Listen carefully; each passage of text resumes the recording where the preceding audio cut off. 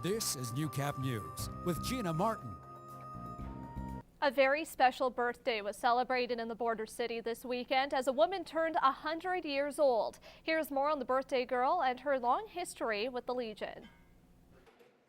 This is Phyllis DeWolf, who was greeted by family, friends, and fellow Legion members this Saturday to mark 100 turns around the sun.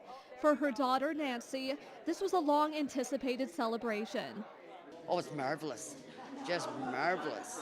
Yeah, we talked about it for a long time, and a few times we didn't think she'd make it, but she come back. It's a surprise, but wonderful. I'm enjoying. Phyllis originally hails from Nova Scotia, where she was part of the Legion for many years. Her husband was he was a military man, right? He was an ex-veteran. So she's been a member of the Legion Ladies Auxiliary for 65 years, so family thought it'd be important if we showed a little respect. These types of birthdays aren't celebrated often in Lloydminster, making the day special for everyone in attendance. But for a woman of many years, Phyllis's advice to live a long life is short and simple. Just live a good life. Be happy. Gina Martin, Newcap News. And despite cautious expectations for attendance, the annual Lloydminster Gun and Outdoor Sportsman Show drew quite the crowd this weekend. Josh Ryan has more on how the event continues to bring hunters, collectors, and enthusiasts back each year. The Service Sports Center was jam-packed for the Gun and Outdoor Sportsman Show with patrons of all sizes. I like guns and knives and all that. Despite 2 years of economic struggle and less vendors than last year, the show still drew solid numbers, with more than 1,600 people passing through the doors on Saturday. Our expectation was similar for sure. I mean, the last 2 years have been the same in the economy around the city, so yeah, we're right there.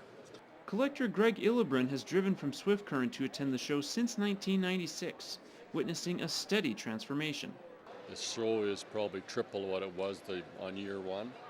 We were in the old Agribition building. Illebrin says he keeps coming back for the crowd and the way the show is run. It's really well organized. The group that puts this on knows what they're doing. They run a really good, smooth show, and they get a good crowd here, and yeah, they look after us. New vendors enjoyed their first show, including Elaine Ness, who sells hunting and safari trips to Africa. It's cheap to put my display up, and if I book 2 or 3 or 4 hunts out of a show like this, it's awesome. This is probably the best gun show that I've been on. Next year's rendition is expected to have growth, but Davison says the spirit of the event will remain the same. We do keep it restricted to the conservation, hunting, outdoors aspect of the thing, so we want our trade show to represent the industry. Josh Ryan, Newcap News. For the only time this season, the Lloydminster Bobcats and Camrose Kodiaks engaged in a home-and-home series.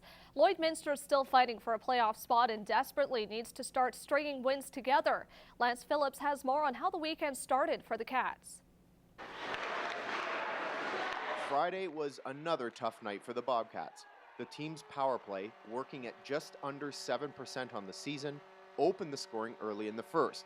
But that was all the scoring Lloydminster could muster in a 3-1 loss to Camrose.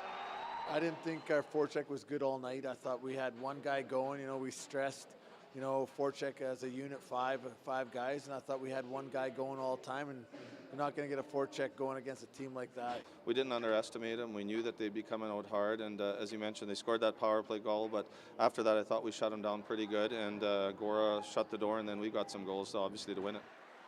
Lloydminster's play in the defensive zone has been an issue all season, and that was again the case Friday. The Kodiaks scored 2 goals in 42 seconds to start the third, and the disheartened Bobcats never recovered. Lloydminster blamed the goals on its defensive woes, while Camrose used an interesting strategy to motivate its players between periods.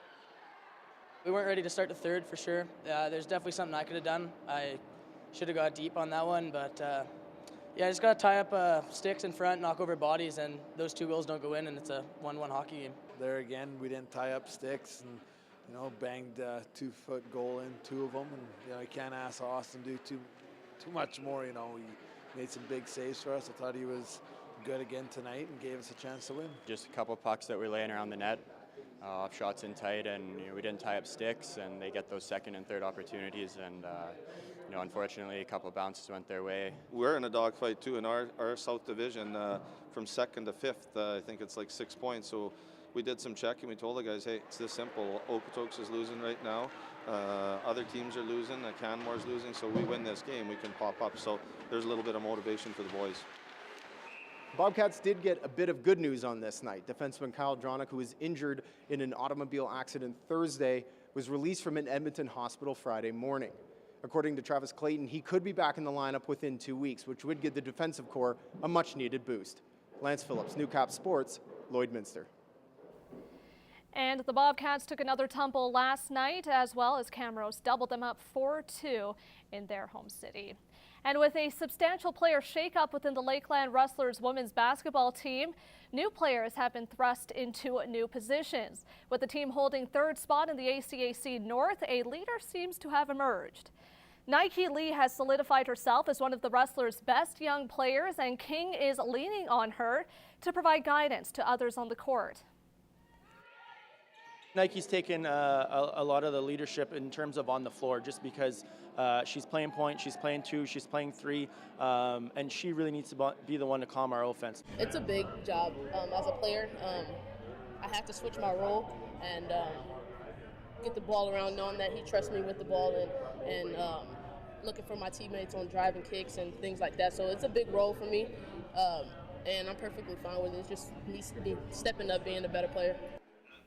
The guard is also being relied on to lead the team's defense and brings a variety of skills that will help Lakeland be successful. That's why there's probably more discussions with her, and she understands what we needed to do. And late in the game, you probably saw me talking to her in terms of situation and for us, what we need to do to score the ball. So she's stepping up in a big way, and same with a lot of other girls. So we're really happy with that.